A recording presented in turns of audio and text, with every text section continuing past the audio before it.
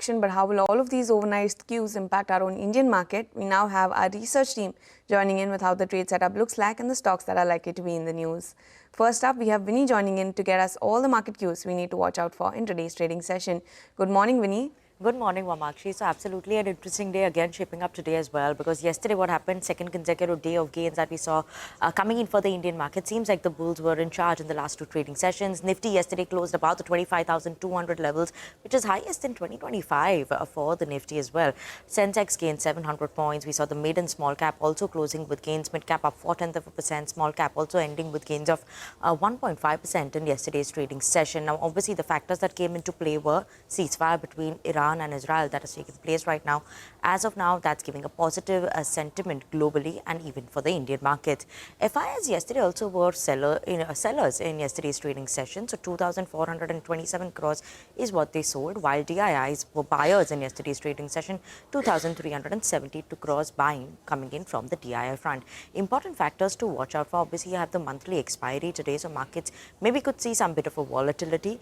We had the NATO alliance that is agreeing on increasing defense spending, so that could keep defense stock maybe in focus as well, while we are watching out for a lot of block deals that are taking place today. Also, we are expecting a few of them, PB Fintech, MobiKwik among some of the names. And on the global front, US jobless data as well as the GDP data later this evening is something that will be key to watch out for. Nifty implied open as of now is indicating a slight bit of a positive start. 43-point uptick is what we are watching out for right now in terms of the Nifty implied open. So positive bias is what we could watch out for.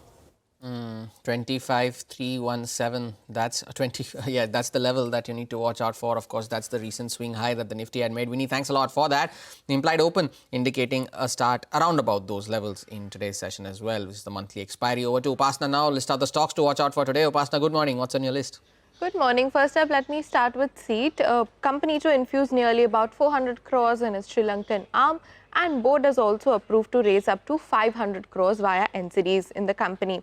Rashtriya Chemical and Fertilizer also in focus, as Department of Fertilizer denies the company's request for recognition of spot gas procured for urea operations for production of Trombe urea in years 21-22 and 22-23, and non-recognition of this is expected to have an adverse financial impact on the company of nearly about 204 crores.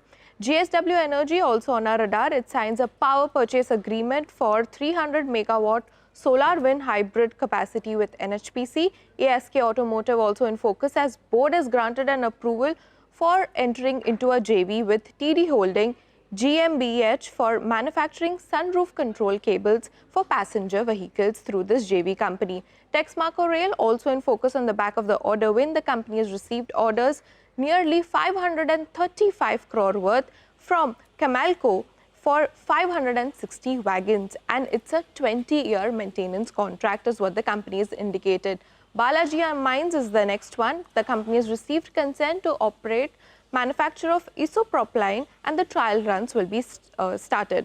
Now, lastly, PB Fintech also in focus, as Yashish Dadia and Alok Bansal likely to sell 1.1% of the stake via block deal, and even MobiKwik, the Net1 Applied Technologies likely to sell nearly 8% stake via block deal in the company, according to our sources. So all in all these stocks will be on our radar today. Lots of stocks and lots of block deals to watch out for in today's trading session. Thank you so much for that, Upasna. And finally, we now have Sudarshan joining in with cues from the F&O space. Good morning, Sudarshan. It's the day of the monthly expiry. That's correct, and all the cues are looking largely positive. And yesterday it was a strong day of trade, especially for benchmark indices. Nifty closing at the highest levels of 2025. But only concern is the trading range may continue to be narrow. And as far as today is concerned, GIFT Nifty is indicating another day of positive start, currently up more than 40 points. Even the flows front, whatever FIs are selling are being bought by DIs. In the index futures, two FIs bought more than rupees 500 crore. And good parties, they have added long positions of just around 300 contracts, but at the same time, they have reduced short positions of more than 2,290 contracts. And now FI's long exposure has increased to more than 23%. On the option data front, now the action has moved firmly above 25,000. On the call side, 25,250 call has seen healthy addition. Even 25,300 call has seen addition of almost 13 lakh shares. And on the put side, 25,200 put has seen addition of almost 29 lakh share. So it tells you that the immediate support for Nifty is around just above 25,000. So I have taken first support 25,000 and second support if Nifty breaches 25,000 comes around 24,900. That is 20-day moving average, and resistance remains around recent high of 25,300 or just above that. 3 stocks are in the band. 2 new entrants are Birlasoft and MCX, and Titaga remains in the band. Indeed, 3 stocks in the F&O ban on expiry day. Sudarshan, thanks a lot for that. And just